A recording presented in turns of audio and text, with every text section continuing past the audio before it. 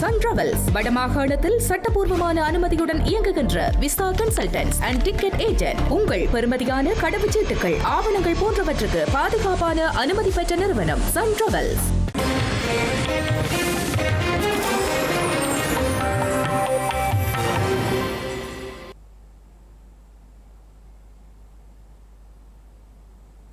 வணக்கம். இது ஐபிசி தமிழின் பிரதான செய்திகள். முதலில் தலைப்புச் செய்திகள்.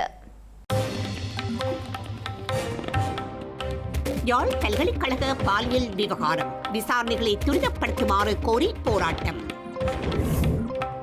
நீர்கொழும்பு சிறை விவகாரத்தை அரசியல் நோக்கங்களுக்காக பயன்படுத்தும் எதிர்க்கட்சிகள், விமல் ரத்நாயக்க குற்றச்சாட்டு.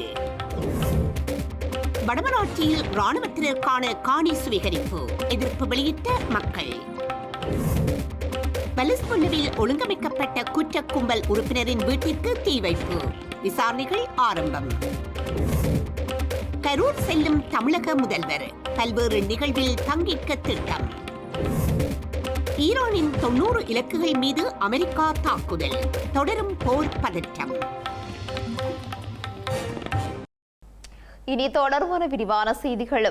யாழ்ப்பாண பல்கலைக்கழகத்தில் இடம்பெற்றதாக கூறப்படும் பாலியல் துஷ்பிரயோகம் தொடர்பிலான விசாரணைகளை துரிதப்படுத்துமாறு கோரி போராட்டம் ஒன்று மேற்கொள்ளப்பட்டுள்ளது. யாழ்ப்பாண பல்கலைக்கழகம் ஒன்றில் இன்றைய தினம் வியாழக்கிழமை காலை இந்த போராட்டம் மேற்கொள்ளப்பட்டுள்ளது. யாழ்ப்பாண பல்கலைக்கழக பேராசிரியர் உள்ளிட்ட இருவரும் மாணவிகளை துஷ்பிரயோகங்களுக்கு உட்படுத்தியதாக குற்றச்சாட்டு முன்வைக்கப்பட்டுள்ள நிலையில் பல்கலைக்கழக மட்டத்தில் விசாரணைக்குழு அமைக்கப்பட்டு விசாரணைகள் முன்னெடுக்கப்பட்டு வருகிறது. இவ்வாறான நிலையில் காலத்தை இழுத்தடிக்காது விசாரணைகளை துரிதப்படுத்த கோரி பல்கலைக்கழகம் முன்பாக போராட்டம் இடம்பெற்றது. பாலியல் வன்முறைகளுக்கு எதிராக மக்கள் இயக்கம் எனும் அமைப்பினால் இந்த போராட்டம் மேற்கொள்ளப்பட்டது. போராட்டத்தில் ஈடுபட்டவர்கள், பாதிக்கப்பட்டவர்களின் குரல்களை கேளுங்கள், அவர்களின் பாதுகாப்பை உறுதி செய்யுங்கள், பல்கலைக்கழகங்களில் பெண்களின் பாதுகாப்பை உடனடியாக உறுதி செய்ய வேண்டும், குற்றத்தை மறைக்க சட்டத்தை ஆயுதமாக்காதே போன்று பல்வேறு வாசகங்கள் அடங்கிய பதாகைகளை ஏந்தியவாறு போராட்டத்தில் ஈடுபட்டனர். நீர்கொழும்பு சிறைச்சாலை விவகாரத்தை எதிர்க்கட்சியினர் தமது குறுகிய அரசியல் நோக்கங்களுக்காக பயன்படுத்திக் கொள்கின்றனர் எனவும், உயிரிழப்புகளை கூட அரசியல் லாபத்திற்காக அவர்கள் கையாளுகின்றனர் எனவும் சபை முதல்வரும் அமைச்சருமான விமல் ரத்நாயக்க குற்றம் சுமத்தியுள்ளார். நாடாளுமன்றத்தில் நேற்று உரையாற்றும் போதே அவர் இதனை தெரிவித்துள்ளார். சிறைச்சாலையில் இடம்பெற்ற மோதல் சம்பவத்தில் 28 பேர் உயிரிழந்துள்ளனர் என்பதை எதிர்க்கட்சியினர் ஏதோ மகிழ்ச்சியுடன் பேசுவதைப் போல உணர்வதாக அமைச்சர் பிமல் ரத்நாயக்க தெரிவித்துள்ளார். இத்தகைய உயிரிழப்புகளை கூட குறுகிய அரசியல் லாபத்திற்காக பயன்படுத்துவது முற்றிலும் தவறானது எனவும் அவர் குறிப்பிட்டுள்ளார். ஆசிய நாடுகளுடன் ஒப்பிடுகையில் இலங்கையின் பொருளாதாரம் வீழ்ச்சியடைந்துள்ளது என மரிக்கார் குறிப்பிடுவதாகவும், 2022ஆம் ஆண்டின் பொருளாதார நெருக்கடிக்கு பின்னர் 2026ஆம் ஆண்டளவில் இலங்கை பொருளாதாரம் குறிப்பிடத்தக்க முன்னேற்றத்தை கண்டுள்ளது எனவும், இது சர்வதேச நாணய நிதியத்தின் தரவுகள் மூலம் உறுதிப்படுத்தப்பட்டுள்ளது எனவும் அவர் குறிப்பிட்டுள்ளார். உலக வங்கியும் இலங்கையை நடுத்தர வருமானம் பெறும் நாடு என அறிவித்துள்ளது. இவ்வாறான யதார்த்தங்களை மறைத்து பொருளாதாரம் பாதிக்கப்பட்டுள்ளது என்று எதிர்க்கட்சியினர் தவறான தகவல்களை பரப்பி வருகின்றனர் எனவும் அவர் மேலும் சுட்டிக்காட்டியுள்ளார். நீர்கொழும்பு சிறைச்சாலையில் ஏற்பட்ட மோதலின் போது உயிரிழந்த அதிகாரிகளின் மரணம் ஒரு அசாதாரணமான மரணம் அல்ல எனவும், குறித்த சம்பவம் தொடர்பில் எந்தவித அரசியல் தலையீடுகளுமின்றி பக்க சார்பற்ற விசாரணை நடத்தப்படும் என்றும் நீதி மற்றும் தேசிய ஒருமைப்பாட்டு அமைச்சர் ஹர்ஷன நாணயக்கார் உறுதியளித்துள்ளார். நீர்கொழும்பு சிறைச்சாலையில் ஏற்பட்ட மோதலின் போது உயிரிழந்த அதிகாரிகள் மற்றும் சம்பவம் தொடர்பில் பக்க சார்பற்ற விசாரணை நடத்தப்படும் என நீதி மற்றும் தேசிய ஒருமைப்பாட்டு அமைச்சர் ஹர்ஷன நாணயக்கார் தெரிவித்துள்ளார். விசாரணை மீது நம்பிக்கை வையுங்கள் எனவும், இது ஒரு சாதாரண மரணம் அல்ல எனவும், இது ஒரு மனித படுகொலை எனவும் அவர் குறிப்பிட்டுள்ளார். தவறிழைத்தவர்கள் யாராக இருந்தாலும் தண்டனை வழங்கப்படும் எனவும் அவர் குறிப்பிட்டுள்ளார். பொரளை சிறைச்சாலை தலைமையகத்தில் நேற்று உயிரிழந்த அதிகாரிகளின் பூதவுடல் அஞ்சலிக்காக வைக்கப்பட்ட நிலையில் அங்கு வருகை தந்திருந்த போதே அமைச்சர் இவ்வாறு தெரிவித்துள்ளார்.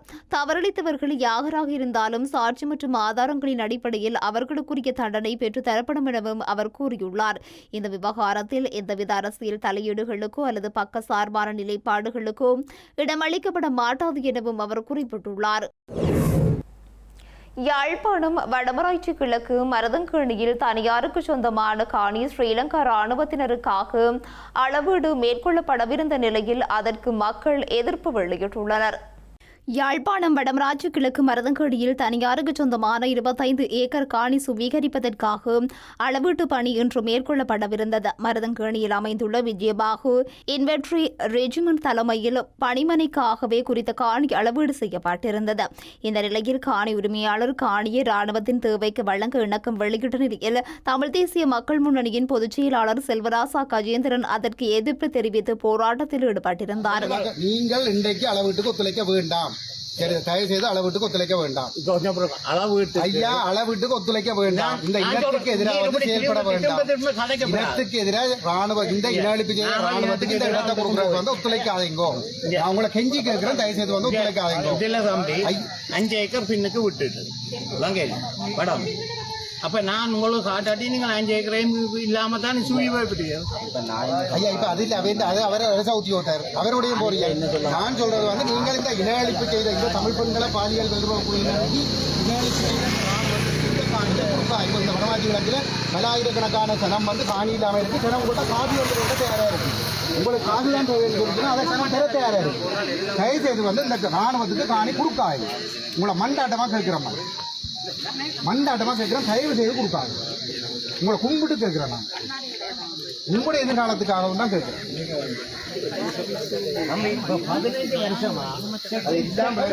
15 வருஷமா நாங்க போராடுறோம். 15 வருஷமா செக்ஷன் 2 நோட்டீஸ் போட்டு எடுத்தாங்க. நீங்களே அந்த மாதிரி வேற இல்லையா?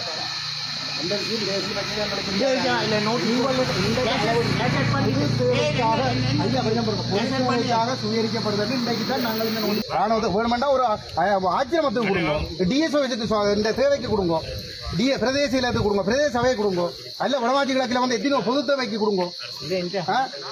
ராணுவத்துக்கு கொடுக்க வேண்டாம் சொல்றோம். ராணுவ நீங்கள் வந்து தாராளமா இந்த காரியம் வில்லுங்க, அதுல பிரச்சனை இல்லை. இதே பிரதேச இலத்தின் ஒரு விரிவாக்கத்துக்கு அல்ல பிரதேச சபையின் ஒரு மாதத்துக்கு எடுத்து வைப்போம். ஹம்பாந்தோட்டை வலஸ்முள்ளு பகுதியில் ஒழுங்கமைக்கப்பட்ட குற்றவாளியாக அடையாளம் காணப்பட்டுள்ள தெம்பிலி லக்ரு என்பவருக்கு சொந்தமான மித்தனிய குடகலார பகுதியில் அமைந்துள்ள வீட்டிற்கு நேற்றிரவு அடையாளம் தெரியாத நபர்களினால் தீ வைக்கப்பட்டுள்ளது. தீ வைக்கப்பட்ட சந்தர்ப்பத்தில் தெம்பிலி லக்ருவின் தாயார் மட்டுமே வீட்டில் இருந்ததாக தெரிவிக்கப்படுகிறது. எனினும் தீ விபத்தில் அவருக்கு எந்தவித ஆபத்தும் ஏற்படவில்லை என குறிப்பிடப்படுகிறது. சம்பவம் குறித்து மித்தனிய காவல்துறையினர் மேலதிக விசாரணைகளை மேற்கொண்டு வருகின்றனர். யாழ்ப்பாணம் செம்மணி மனித புதைக்குழி விவகாரத்தில் உண்மைகளை மூடி மறைக்க முயற்சிகள் மேற்கொள்ளப்பட்டதாக கூறி அது தொடர்பில் இலங்கையின் முன்னாள் ஜனாதிபதி சந்திரிகா பண்டாரநாயக்க குமாரதுங்கவிடம் முறையான விசாரணைகளை நடத்துமாறு முன்னாள் நாடாளுமன்ற உறுப்பினர் துரைராசா ரவிகரன் கோரிக்கை விடுத்துள்ளார். மரண தண்டனை விதிக்கப்பட்டுள்ள கைதி ஒருவரால் முன்னாள் அமைச்சூடாக சந்திரிகாவிற்கு அனுப்பப்பட்ட கடிதம் மற்றும் அதற்கு அளிக்கப்பட்டதாக கூறப்படும் பதில்கள் ஆகியவற்றை அடிப்படையாக கொண்டே அவர் இவ்வாறு வலியுறுத்தியுள்ளார். யாழ்ப்பாணம் செம்மணி மனித புதைக்குழி விவகாரம் தொடர்பில் ஸ்ரீலங்கா முன்னாள் ஜனாதிபதி சந்திரிகா பண்டாரநாயக்க குமாரதுங்கவிடம் முறையான விசாரணைகளை நடத்துமாறு ஸ்ரீலங்கா நாடாளுமன்ற உறுப்பினர் ரவிகரன் கோரிக்கை விடுத்துள்ளார். செம்மணி மனித புதைக்குழி விவகாரம் தொடர்பில் தற்போது கைது செய்யப்பட்டு மரண தண்டனை விதிக்கப்பட்டிருக்கும் கைதியொருவர் முன்னாள் அமைச்சர் ஜெயராஜ் பெர்னாண்டோ ஊடாக முன்னாள் ஜனாதிபதி சந்திரிகாவிற்கு கடிதம் ஒன்றை அனுப்பியிருந்தார். அதற்கு குறித்த கைதிக்கு பொது மன்னிப்பு வழங்குவதாகவும் புதைக்குழி தொடர்பான எந்தவொரு விடயத்தையும் வெளியே கூற வேண்டாம் என்றும் அவர் கூறியுள்ளதாக தெரிவிக்கப்பட்டுள்ளது. எனவே செம்மணி மனித புதைக்குழி விவகாரத்தில் உண்மைகளை மூடி மறைக்க நடந்த முயற்சிகள் குறித்து முன்னாள் ஜனாதிபதி சந்திரிகா பண்டாரநாயக்க குமாரதுங்கவிடம் உரிய விசாரணைகளை நடத்த வேண்டும் என அவர் வலியுறுத்தியுள்ளார். மன்னார் நானாட்டான் பிரதேச செயலாளர் பிரிவில் உள்ள செட்டியார் கட்டையடமன் கிராமத்தில் 15 வருடங்களுக்கு மேலாக வசித்து வரும் மக்கள் தாம் குடியிருப்பதற்கு காணிகளை வழங்குமாறு அரசாங்கத்திடம் கோரிக்கை விடுத்துள்ளனர். மன்னார் மதவாச்சி பிரதான வீதியில் செட்டியார் கட்டையடமன் கிராமம் அமைந்துள்ளது. குறித்த கிராமத்தில் 100க்கும் மேற்பட்ட குடும்பத்தினர் வசித்து வருகின்ற நிலையில் தனி குடும்பங்களாக 35 குடும்பம் வசித்து வரும் நிலையில் தாம் வசிப்பதற்கு நிரந்தர காணிகள் இல்லாத நிலை காணப்படுவதாக அவர்கள் கவலை தெரிவித்துள்ளனர். 35 குடும்பங்களுக்கும் தற்காலிக கொட்டில்களும் பெற்றோர் உறவினர்கள் நண்பர்கள் வீடுகளிலும் வாடகை வீடுகளிலும் வசித்து வருவதுடன் தாங்கள் நாளாந்தம் பல்வேறு அசௌகரியங்களுக்கு முகம் கொடுத்து வருவதாக கவலை தெரிவித்துள்ளனர். தமது கிராமத்தை சுற்றி அரச காணிகள் காணப்படுகின்றவற்றை தமக்கு பகிர்ந்தளிக்குமாறும் அவர்கள் கேட்டுக் கொண்டுள்ளனர். நானாட்ட ஏஜி ஆஃபீஸுக்கு போனால் ஏஜி டிஎஸ்ல கைக்கொண்டு அங்கே போனால் அவரும் அசால்த்தனமாக பண்ணுறாங்க. ஆனால் தேவையான காணி இருக்குது. நாங்கள் இப்போ சரியான கஷ்டத்தை அனுபவிச்சுட்டு இருக்கோம். புள்ள படுத்தா நானும் மனசையும் நித்திரம் முடிக்க வேண்டிய கட்டமாக இருக்குது. எப்போ எந்த காலத்தில் பூச்சிப்பட்ட வரும்னு தெரியாமல் முதல்ல இருந்து அரசாங்கம் தான் இப்படி கையை கையை விட்டுட்டு சரியான கஷ்டப்படுறோம். காணி வீடு இல்லாமல் பாத்ரூம் வசதி தான் இல்லை. தண்ணி கூட குடிக்கிறது அல்ல தான் போகணும். ஆனால் காணிகள் தேவையான காணிகள் இருக்குது. புரஸ்காரம் எல்லக்கல் போட்டாலும் எங்களுக்குன்னு ஒரு பகுதியை விட்டுட்டு தான் புரஸ்காரம் எல்லக்கல் போட்டிருக்கோம். அதை அந்த அதிகாரிட்ட நாங்கள் சொல்லியிருக்கோம். அந்த அதிகாரிகள் அதை அசால்ட்டப்படுத்திட்டு இருக்காங்க. எங்களை போனால் ஒரு கேவலமாக ஒரு கீழ்த்தனமாக பார்க்கலாம். படிக்காத முட்டாள மாதிரி கீழ்த்தனமா பாக்குறாங்க. இப்ப வந்திருக்க அரசாங்கம் ஆச்சு இதுக்கு ஒரு நல்ல ஒரு முடிவை தரணும்னு நாங்க எதிர்பார்க்கிறோம். அங்க இன்றைக்கு 7 வருஷமா காணி இல்லாம ஒரு பொது கிணத்துக்கு பக்கத்துல நாங்க பச்சை பிள்ளைய வச்சுக்கிட்டு இங்க அதுல வீடு போட்டு இருக்கிறோம். ஏன்னா எங்களுக்கு ஒரு காணியும் வீடு எந்த ஒரு இதுவுமே இல்லை.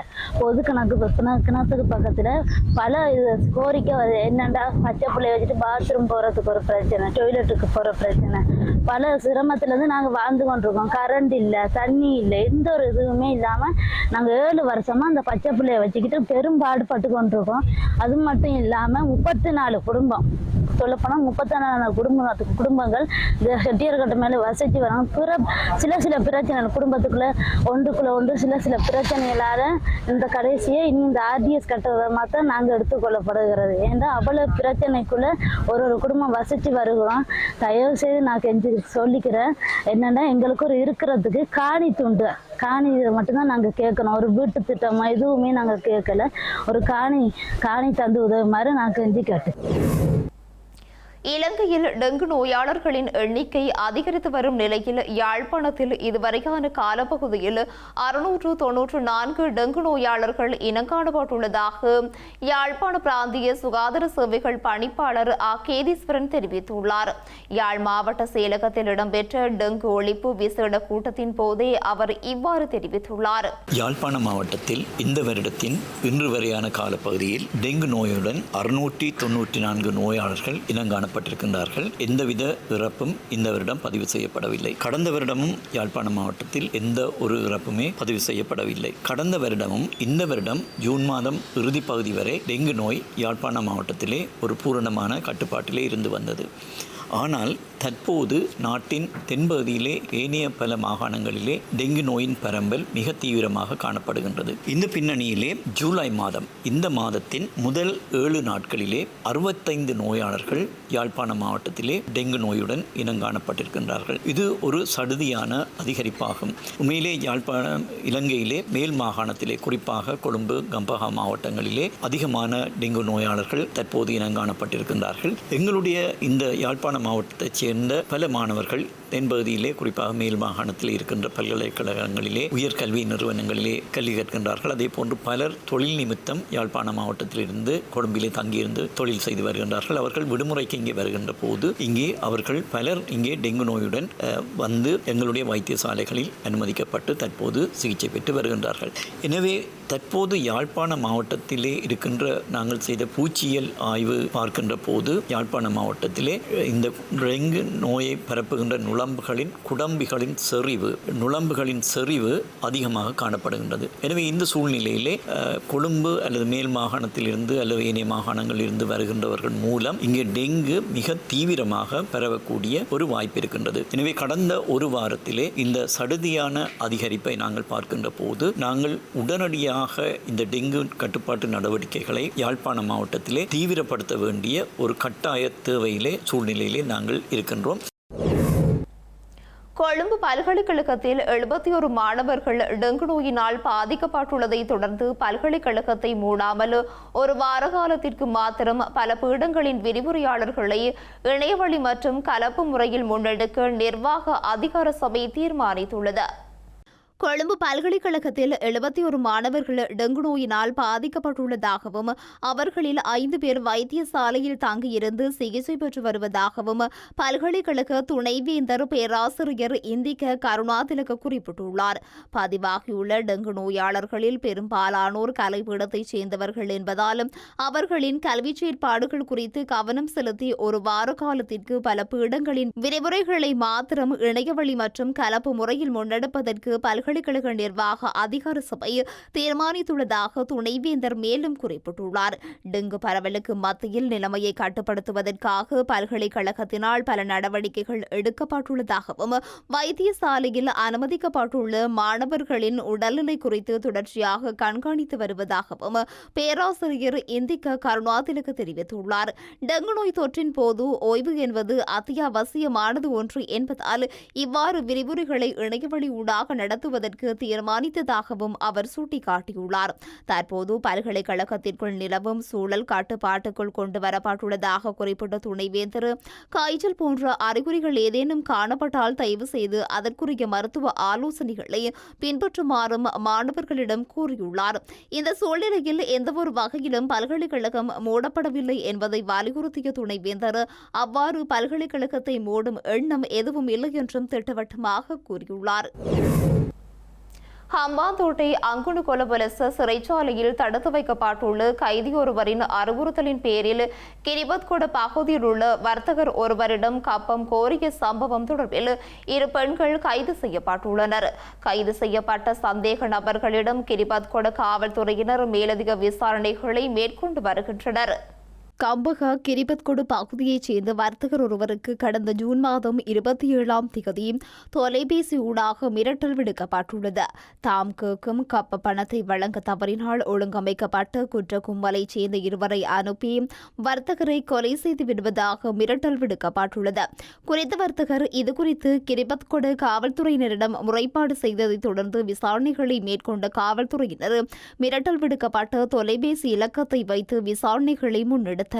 குறித்த இலக்கத்திற்கு காவல்துறையினர் சூட்சுமமாக அழைப்பு விடுத்த போது மிரட்டல் விடுத்த நபர் வர்த்தகரிடம் மீண்டும் கப்பம் கேட்டுள்ளார். மிரட்டல் விடுத்த நபர் பணத்தை பெற்றுக்கொள்ள வழங்கிய வங்கிக் கணக்கின் உரிமையாளர் பானுந்துறை பின்வத்தை பகுதியைச் சேர்ந்தவர் என்பதும் விசாரணைகளில் தெரியவந்துள்ளது.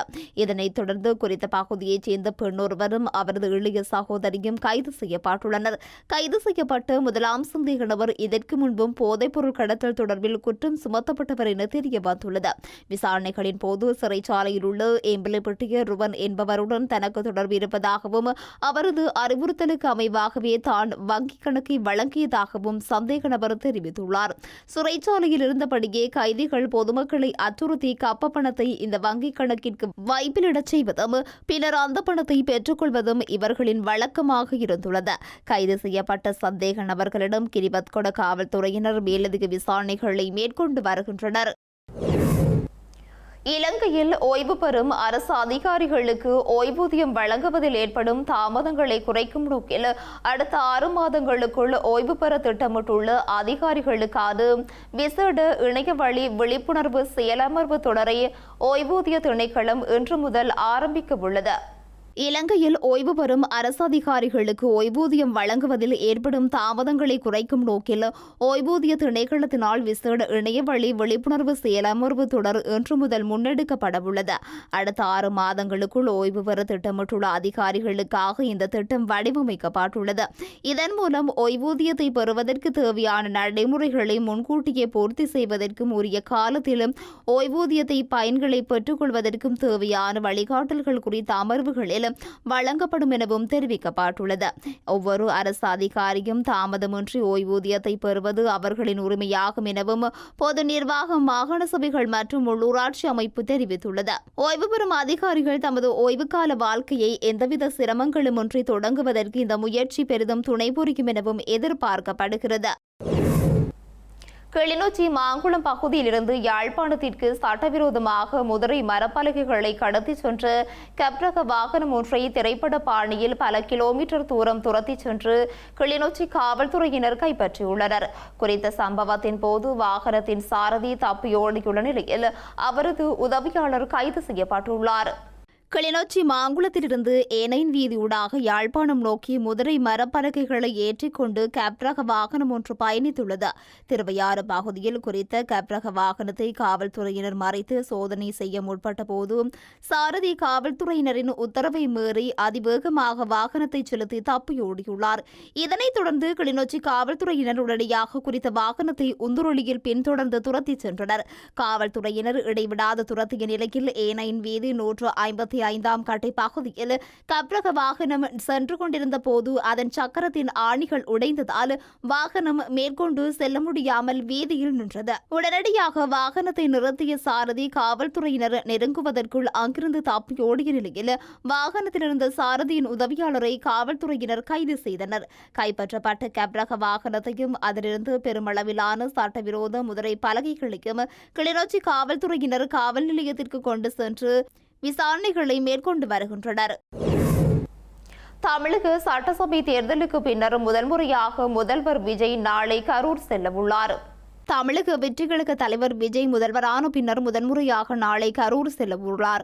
இதன்போது மாவட்ட ஆட்சியாளர் அலுவலகத்தில் பயனாளிகளுக்கு நலத்திட்ட உதவிகள் வழங்குதல் மற்றும் அதிகாரிகள். தமிழக வெற்றிக்கழக தலைவர் விஜய் முதல்வரான பின்னர் முதன்முறையாக நாளை கரூர் செல்ல உள்ளார். இதன்போது மாவட்ட ஆட்சியாளர் அலுவலகத்தில் பயனாளிகளுக்கு நலத்திட்ட உதவிகள் வழங்குதல் மற்றும் அதிகாரிகளுடன் ஆய்வுக் கூட்டம் நடத்த ஏற்பாடு மேற்கொள்ளப்பட்டுள்ளது. அதன் பின்னர் மனவாசி ஊராட்சியில் 1700 கோடியில் தோல் அல்லாத காலணிகளை உற்பத்தி செய்யும் தனியாரின் காலனி தயாரிப்பு நிறுவனத்திற்கு முதல்வர் அடிக்கல் நாட்டவுள்ளார். இந்த தொழிற்சாலையின் மூலம் சுமார் 13,500 பேர் வேலை வாய்ப்பை பெற்றுக் கொள்ளவுள்ளனர். அதனைத் தொடர்ந்து வெள்ளைமலையில் உள்ள தனியாருக்கு சொந்தமான கலையரங்க வளாகத்தில் மக்கள் சந்திப்பு நடைபெறவுள்ளது. இதில் கரூர் நெரிசல் சம்பவத்தில் உயிரிழந்தவர்களின் குடும்பத்தினர் 32 பேருக்கு கருணை அடிப்படையில் அரசு பணி நியமன ஆணைகளை முதல்வர் விஜய் வழங்க உள்ளார். ஈரான் மீதான 2வது நாள் தாக்குதலின் போது 90 இலக்குகளை தாக்கியதாக அமெரிக்க ராணுவம் தெரிவித்துள்ளது. ஈரான் வணிக கப்பல்கள் மீது நடத்திய குண்டு தாக்குதல்களுக்கு பழிவாங்கும் நடவடிக்கையாக அமெரிக்கா தாக்குதல்களை நடத்தி வருகிறது. இந்த நிலையில் ஹோர்மோஸ் நீரிணையிலும் மாலுமிகள் மீது தாக்குதல் நடத்தும் ஈரானின் திறனை மேலும் சீர்குலைப்பதே தாக்குதல்களின் நோக்கம் என்றும் அமெரிக்கா கூறியுள்ளது. ஈரானின் கடற்கரையோரம் உள்ள வான் பாதுகாப்பு அமைப்புகள், கடலோர கண்காணிப்பு சொத்துக்கள், ஏவுகணை மற்றும் ஆளில்லா விமான சேமிப்பு தளங்கள், கடற்படை திறன்கள் மற்றும் இராணுவ தளவாட உட்கட்டமைப்பு ஆகியவற்றின் மீது இந்த தாக்குதல்கள் நடத்தப்பட்டுள்ளன. செய்திகளின் நிறைவாக மீண்டும் தலைப்புச் செய்திகள். யாழ் பல்கலைக்கழக பாலியல் விவகாரம் விசாரணைகளை துரிதப்படுத்துமாறு கோரி போராட்டம். நீர்கொழும்பு சிறை விவகாரத்தை அரசியல் நோக்கங்களுக்காக பயன்படுத்தும் எதிர்க்கட்சிகள், விமல் ரத்நாயக்க குற்றச்சாட்டு. வடமராட்சியில் இராணுவத்தினருக்கான காணி சுவீகரிப்பு, எதிர்ப்பு வெளியிட்ட மக்கள். பலிஸ்பொல்லுவில் ஒழுங்கமைக்கப்பட்ட குற்ற கும்பல் உறுப்பினரின் வீட்டிற்கு தீ வைப்பு, விசாரணைகள் ஆரம்பம். கரூர் செல்லும் தமிழக முதல்வர், பல்வேறு நிகழ்வில் பங்கேற்க திட்டம். ஈரானின் 90 இலக்குகள் மீது அமெரிக்கா தாக்குதல், தொடரும் போர் பதற்றம். இத்துடன் ஐபிசி தமிழின் பிரதான செய்திகள் நிறைவு பெற்றன. உடனுக்குடன் செய்திகளை அறிந்து கொள்ள ibctamil.com என்ற எமது இணையதளத்தினை பார்வையிடுங்கள். வணக்கம்.